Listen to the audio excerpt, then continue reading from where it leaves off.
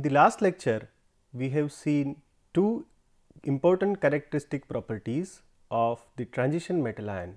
That is, we have seen about the magnetism and also one of the very important property, that is the catalysis possessed by transition metal ion. In this lecture, I am going to introduce to you two more important properties of the transition metal ion, that is the complex formation and coordination number and geometry of transition metal ion.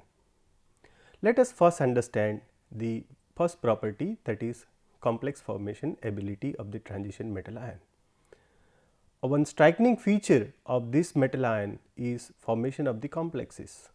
A complex is formed when a central metal atom or ion is surrounded by other molecules or ions which form dative covalent bonds with the central metal atom or ion. In fact, transition metal ion in the native state, that is in atomic state, as well as in the ionic state, it form a complexes. Large number of complexes are formed by the transition metal ion, and moreover the geometries and the color of the complexes also different in each complexes. The molecule or ions that donate lone pair of electron to form the dative covalent bonds are called ligands. As we know, for the complex formation we require to have two things, one is the metal ion and the other one is the ligand.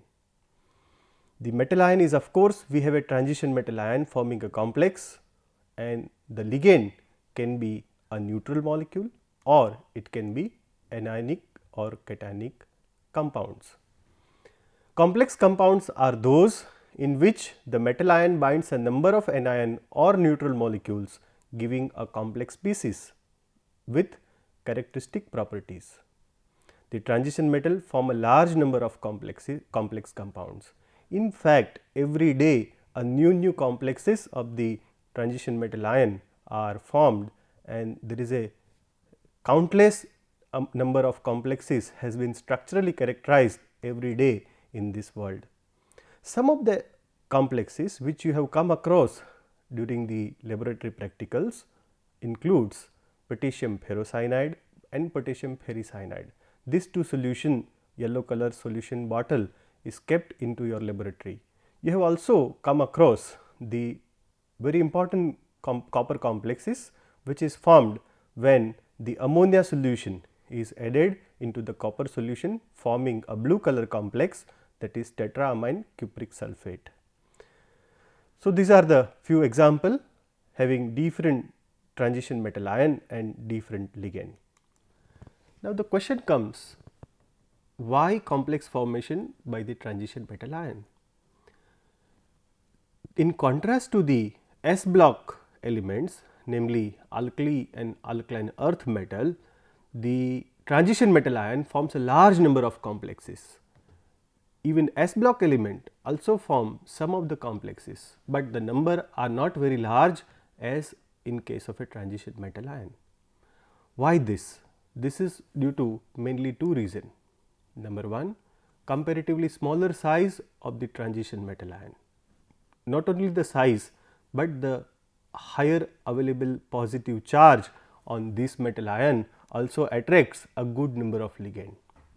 And also the second reason is lying in the availability of the d orbital, because the transition metal ion have vacant low lying available d orbital which can accommodate the pair of electron donated by the ligand, and therefore, it is one of the major reason to form a large number of complexes by this metal ion. After seeing this, let us first understand what is a ligand.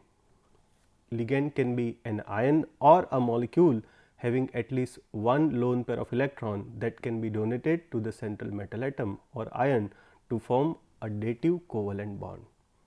Here the bond formation occurs between the ligand and that of the transition metal ion.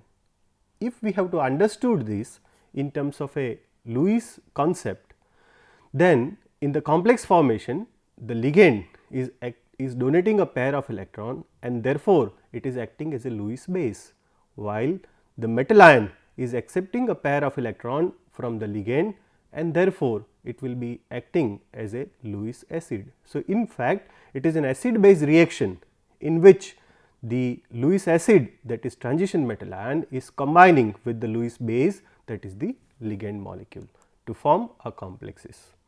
A bond that is formed when the pair of electron is donated by an atom, it is called as coordinate covalent bond. You have already learned in the Werner's coordination theory that the bond formed between the metal and ligand is a dative bond, or it is called as coordinate covalent bond. How this bond is formed is shown into this picture, that the silver ion when combined with the ammonia molecule, then it will form a complex, and the bond formed between them is a dative bond or coordinate covalent bond.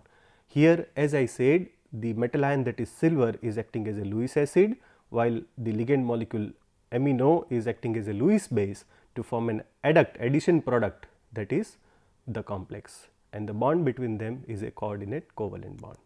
Now, this figure represents the formation of an complex, how this dative bond forms and how the electron pair is being donated into the vacant low lying empty d orbital of the metal.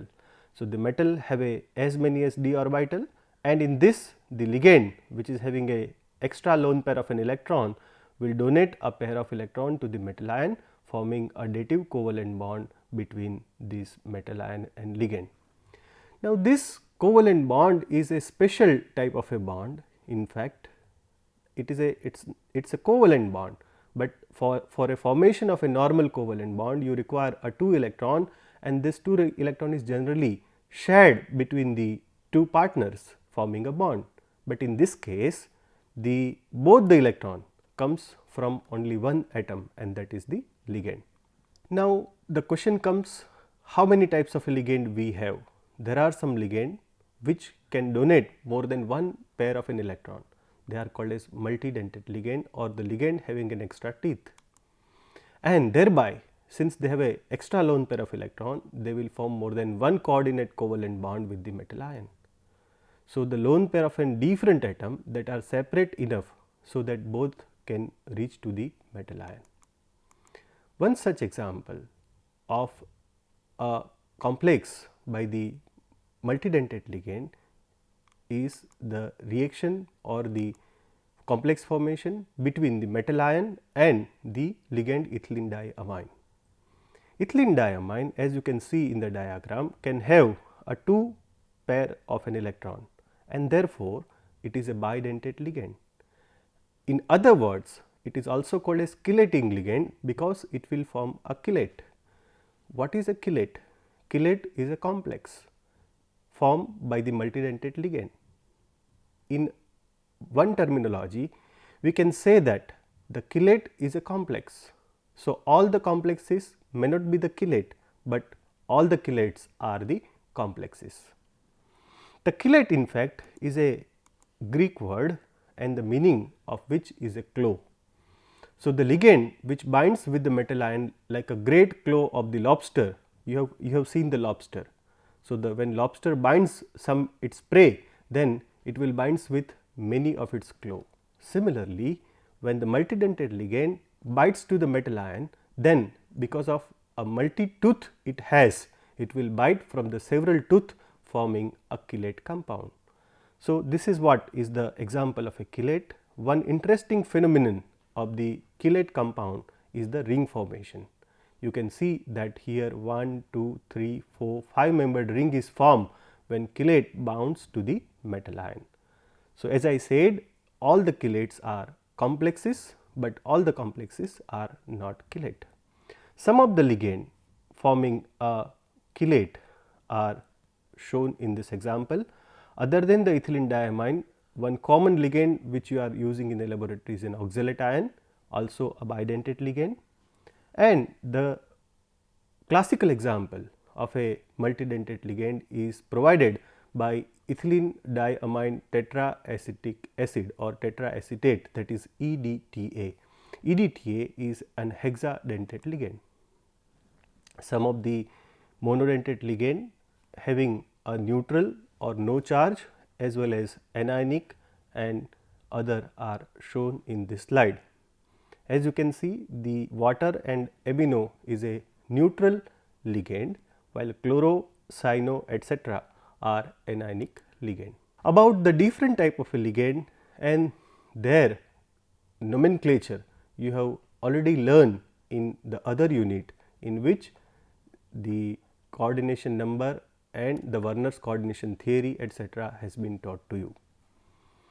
As we were talking about the EDTA, this EDTA is a multidentate ligand. In fact, it can donate to the metal ion as many as 6 electron pair, and therefore, it is an hexadentate ligand, because when it bind with the metal ion, it forms a 6 dative covalent bond with the metal ion and thereby giving a very stable complexes. And therefore, as I said, the denticity of the EDTA is 6, or it is also called as hexadentate ligand, or in general we can use the terminology more than the ligand having more than 2 dentate characteristics are said to be a polydentate ligand. So, EDTA is a hexadentate or a polydentate ligand. How it binds with the metal ion? The right hand side structure which is shown here is a complex between cobalt and EDTA, and as I said, when multidentate ligand binds to the metal ion, forms a chelate and having a ring structure into it. On the left hand side, one more example of an chelate formed by the ethylene diamine and those of a cobalt is shown into the figure. While talking about the ligand, a one side question I would like to ask you, that what is the dentate characteristics of Lord Ganesha? It is said in our Purana that Om Ekadantaya Vidmahe, the meaning of which is Ganesh is having a one teeth. In fact, he is having a two tooth, one is full and another one is a half.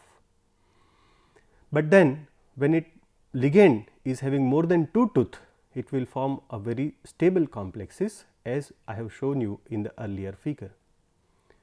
Now, here one more thing I would like to add about the complexes is, the complex this is formed by the ligand can be electrically neutral, that is it may not have any charge, as it is in the case of a tetracarbonyl nickel complexes, or it is also known as a Mond's complex, formed initially by the Mond, and therefore, this compound having no charge, nickel is in its native state and the carbonyl or carbon monoxide ligand is having a 0 charge on it.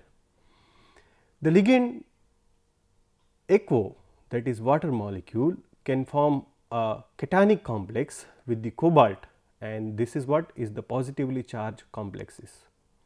The third example, we have already seen the formation of a complex between iron and cyanide, that is potassium ferrocyanide and potassium ferricyanide is having a negative charge on it, and it is negatively charged complex. And therefore, complex can cationic, anionic as well as neutral in nature. So, this compound NiCO4 is a neutral in nature, while the another two example is of cationic and anionic complexes. But as you are aware, there is no possibility of any charge species to exist freely, and therefore, the charge balance has to be occurred, and therefore, if cationic complexes is there, then to balance this plus 3 charge, we should have a counter ion called chloride, and therefore, this counter ion will occupy the position outside the coordination sphere of the complexes. And in case of a anionic complex, there is a negative charge, and therefore, to balance this negative charge outside the coordination sphere, we have a potassium ion, that is K plus ion. Since there is a 3 minus charge on the complex, to balance this we require 3 potassium ion, and therefore, the complete formula of the complex is K3FeCN6. Also, we have K4FeCN6, in which the charge on the complex is 4 minus, and therefore, this type of a neutral complexes can exist freely into the solution as well as in solid state.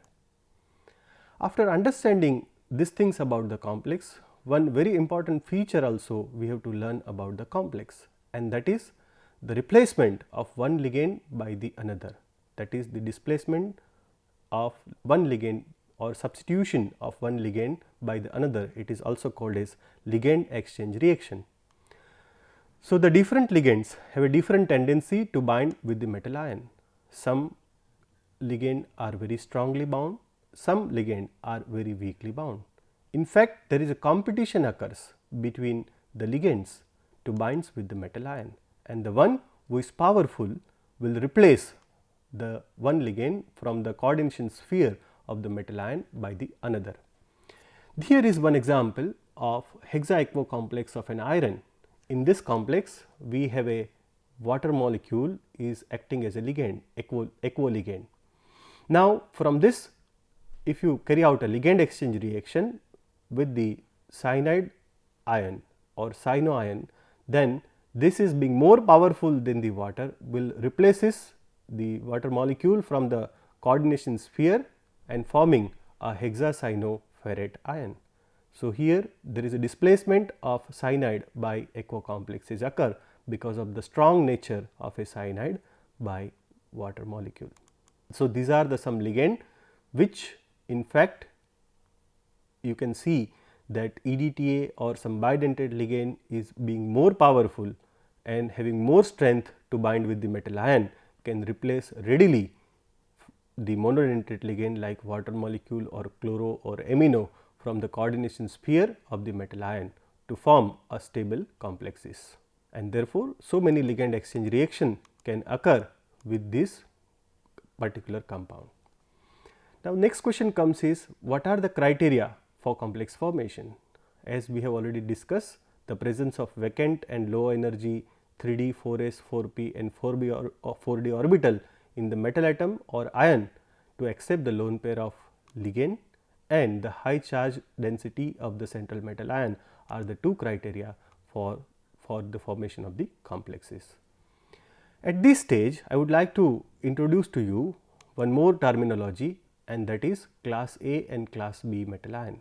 Some of the metal ion form their more stable complexes with ligand in which donor atom is either nitrogen, oxygen or fluorine. That is, those metal ion which form stable complexes with the earlier member of the group are called as class A acceptor, or they are also called as hard acid. The example of this includes the first few members of the first transition series and lanthanides and actinides. These are the hard acid, and therefore, according to R.G. Pearson's HSAB principle, that is hard and soft acid and base concept, hard acid is preferred to bind with the hard base, and therefore, the hard acid hard base combination, that is the combination with these metal ion with earlier member of the group forms a more stable complexes. In contrast, some of the metal ion form their more stable complexes with the heavier element of the group 15, 16 and 17. That is to say, with either phosphorus, sulfur, bromo or iodo. So, these metal ion are called class B acceptor, or they are also called as soft acid, and since they are soft acid, they are preferred to combine with the soft base, because soft acid soft base combination is preferred according to R.G. Pearson's hard and soft acid and base concept. So, the example of this type of a soft acid includes the heavier transition metal ion with some of the more charge onto it. Now, let us move to the next important concept of the transition metal ion, and that is its coordination number and different geometries provided by the transition metal ion. So, as you have learned in the Werner's coordination theory, that the number, what is coordination number? The coordination number of the central metal atom or ion in a complex is the number of dative covalent bond formed by the central metal atom or ion in a complex. So, how many dative covalent bond is formed will tell you the coordination number of the central metal ion. The transition metal ion possess a different coordination number. The sum of the common coordination number is 2, 4 and 6. In fact, this coordination number also provides a different geometries around the central metal ion.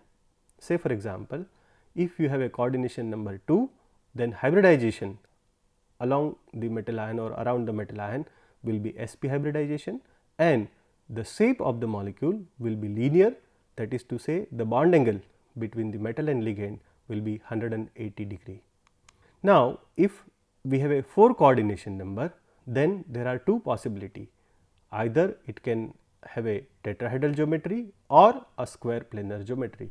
The common example of a tetrahedral complexes includes the amino complex of zinc and chloro complex of cobalt, and the common example of a square planar complex includes the tetraamine cupric complex and tetrachlorocupric complex. Now, as you can see, the word tetrahedra means tetra means 4 and hydra means faces.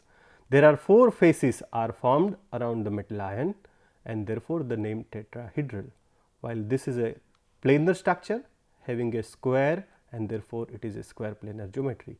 The bond angle in each case, in the tetrahedral it will be 109.5 degree, and in the square planar the bond angle will be 90 degree. So, when you have a 4 coordination number, the possible stereochemistry or possible geometry around the metal ion is either tetrahedral or square planar. Of course, the hybridization in both the cases will be different. If you have a tetrahedral compound, then the hybridization will be sp3, and in case of a square planar, the hybridization will be dsp2. Here, the low lying inner d orbital is used in the hybridization procedure.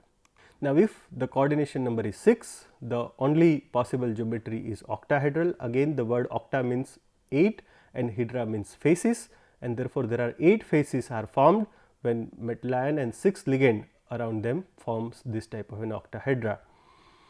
Here, the hybridization is sp3d2 forming a 6 hybrid orbital, sp3d2 hybrid orbital, and the common example includes the hexaamino chromium compound and hexacyano iron complexes. Now, this slides also sum up all these 4 type of a geometries and their shapes around the metal ion. Now, how this is formed? Let us first see the octahedral complex formation. You know the electronic configuration of a cobalt, it is this, and we require to have sp3d2 hybridization formation requires 1 s, 3 p and 2 d orbital, which will be provided by this in cobalt in its 2 plus electronic configuration. 2 electron will removed from the 4s atomic orbital, making available 4s, 4p and 2 of the higher energy 4d orbital, and therefore, we will have a 6 equivalent sp3d2 hybrid orbital occupied. In fact, it is unoccupied, and thereby it will form this sp3d2 hybrid orbit form bond with the water molecule to accommodate the 6 lone pair donated by the water molecule, forming this type of a bond. Now, here the another example how this octahedral complex formation occurs in the chromium compound. Here the ligand is amino and the central metal ion is a chromium. Again, it is very similar type of a D2 sp3 hybridization will occur, but in this, as I said, in earlier case it was sp3d2, while in this case we have a D2 sp3 in which the inner d orbital, namely 3d orbital is used in the hybridization processes. So, these are the another few example of octahedral complexes in which chromium and iron bounds to the cyano as well as amino ligand. Now, how there is a square planar complex form? So, here again for square planar you will have a dsp2 hybridization, and for that reason you require to have one of the vacant lower 3d orbital which will hybridize with 1s and 2p orbital to form dsp2 hybrid orbital. This is an example of a square planar complexes, and the two more example is square planar complexes is copper with amino ligand to form tetraamine cupric complex, and with chloro ligand tetrachlorocuprate complex, which is shown. Now, if we have the no availability of the lower energy 3d orbital, then we will have a tetrahedral complexes into the results, in which there will be 1 s and 3 p orbital hybridized together to form sp3 hybrid orbital, which will accommodate the 4 pair of an electron donated by the ligand. The example of a zinc with water molecule forms zinc aqua complexes or zinc hydroxo complex in fact, or in fact amino complex of zinc and chloro complexes of cobalt is also an example of a tetrahedral compound. So, in summary, in this lecture we have seen the very important property of the transition metal ion, and that is the complex formation ability of the transition metal ion.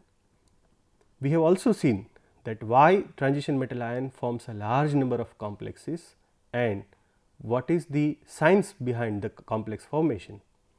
And in the other part of the lecture, we have seen the coordination number and various geometry or stereochemistry possesses by these complexes.